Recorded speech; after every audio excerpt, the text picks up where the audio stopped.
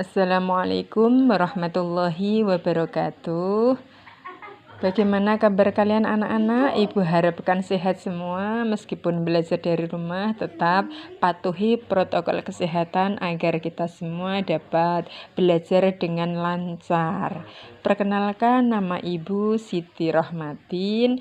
Ibu di sini akan menyampaikan pembelajaran tema 1, subtema 4, PB 3. Disimak ya. Sebelum kita memulai pelajaran, alangkah baiknya kita awali dengan berdoa terlebih dahulu. Marilah kita bersama-sama membacakan bacaan basmalah bersama. Bismillahirrahmanirrahim. Semoga ilmu yang akan kita pelajari nanti bermanfaat bagi kita semua. Amin. Sekarang disimak, kita mulai belajar, yaitu warga di lingkungan rumah Udin sedang bergotong royong. Ibu-ibu menyiapkan makanan dan minuman. Anak-anak ikut membantu. Ada anak yang membantu membersihkan sampah. Ada juga anak yang membantu menyajikan makanan. Semua tampak rukun dan gembira. Di sini dibantu dengan gambar yang menunjukkan sikap rukun dalam bergotong royong anak-anak. Di sini ada anak yang membawakan minuman, ada anak yang membantu membawakan makanan, ada juga yang membantu membuang sampah. Kegiatan gotong royong apa saja yang pernah kamu lakukan di lingkungan rumahmu? Coba ceritakan kepada temanmu secara bergantian. Saya kira ibu percaya anak-anak pernah melakukan gotong royong tanpa kita sadari. Contohnya anak-anak sebentar lagi mau memperingati HUT RI, pasti ada lomba per RT. Lah, tanpa kita sadari anak-anak telah membantu bergotong royong dengan cara membersihkan lingkungan rumah kita, membersihkan selokan, bahkan mencabuti rumput yang ada di jalan supaya semuanya nampak bersih dan indah. Sekarang kita lanjutkan pada materi berikutnya. Di sini ada gambar yang sudah dilengkapi dengan dialog-dialognya. Ini nanti menunjukkan gambar yang rukun di masyarakat dan juga ada gambar yang menunjukkan penolakan. Gambar yang pertama menunjukkan hidup rukun. Yang kedua juga menunjukkan hidup rukun.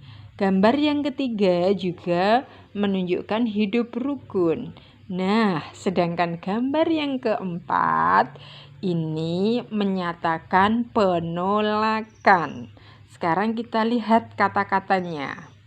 Siti menawarkan, "Kuenya silahkan, Pak." Bapaknya menjawab, "Tidak, terima kasih, Nak. Bapak masih kenyang. Nanti Bapak ambil sendiri." Nah, anak-anak, kalian sudah mempelajari bagaimana sikap rukun dan bagaimana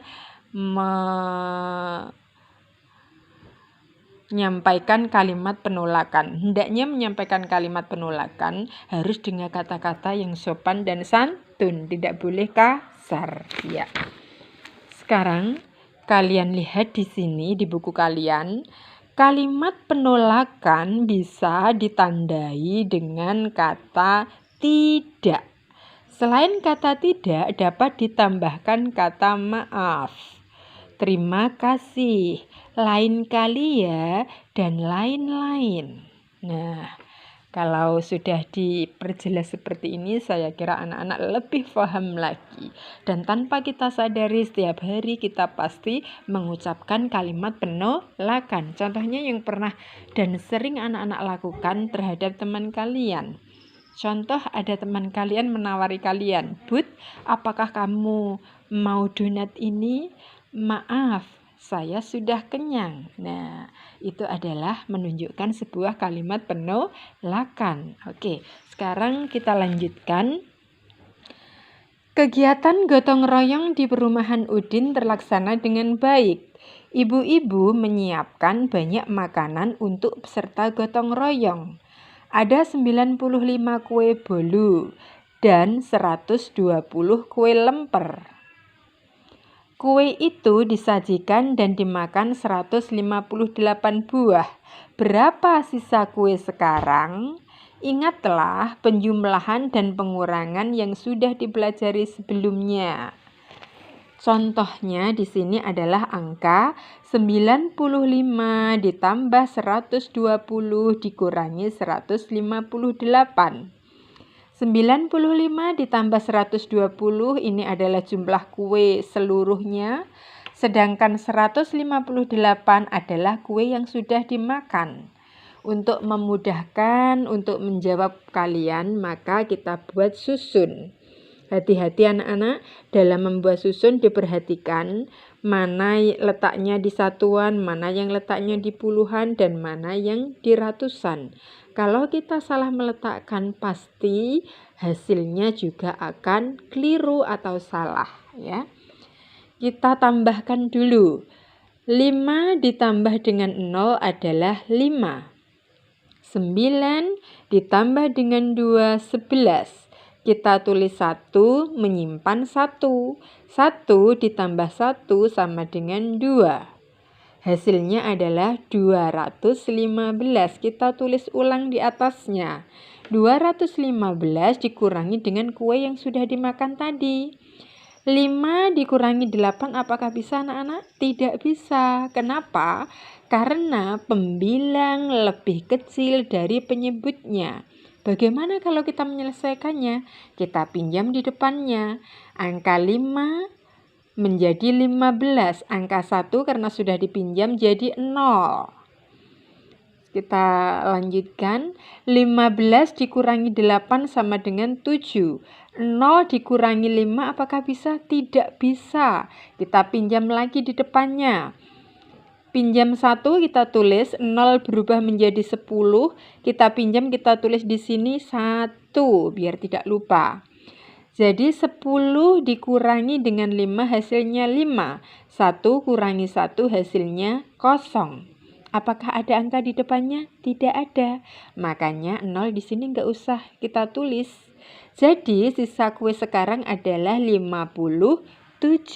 Mudah kan anak-anak? Ya, sekarang Ibu kasih satu lagi supaya kalian lebih jelas dan paham lagi.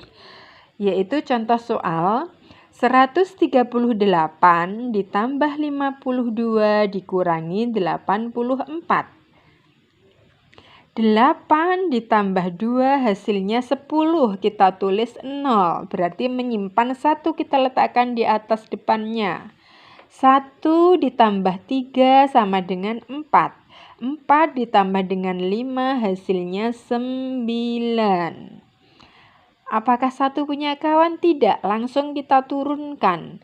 190 kita tulis dari satuan. 091.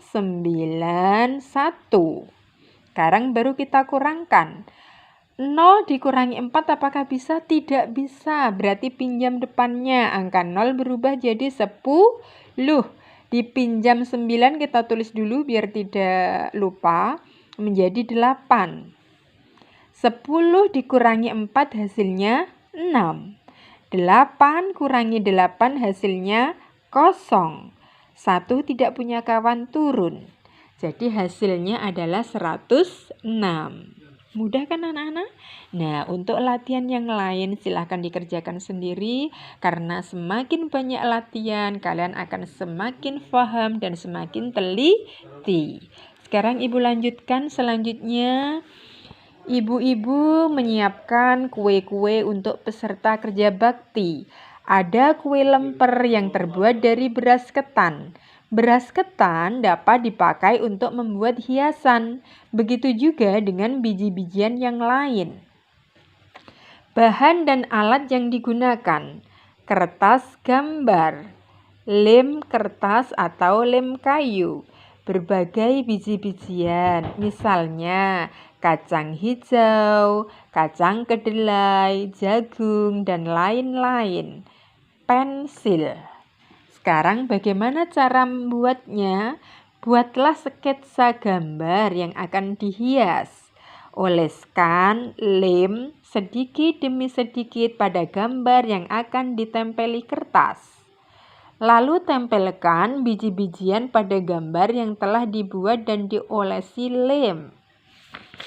Yang terakhir, aturlah agar hasil tempelan rapi dan indah.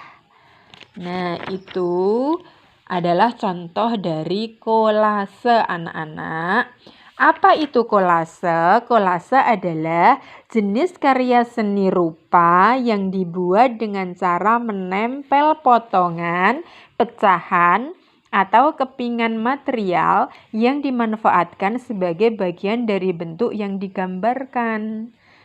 Jadi anak-anak bisa membuat karya seni ini berupa bunga ataupun hewan yang lainnya. Ini namanya bentuk kolase. Ya, sudah paham ya anak-anak? Ya, saya harapkan semuanya bisa paham. Kita akhiri dulu pembelajaran hari ini dengan bacaan hamdalah. Alhamdulillahirabbil alamin. Semoga ilmu yang sudah kita pelajari bermanfaat. Sekian, terima kasih. Wassalamualaikum warahmatullahi wabarakatuh.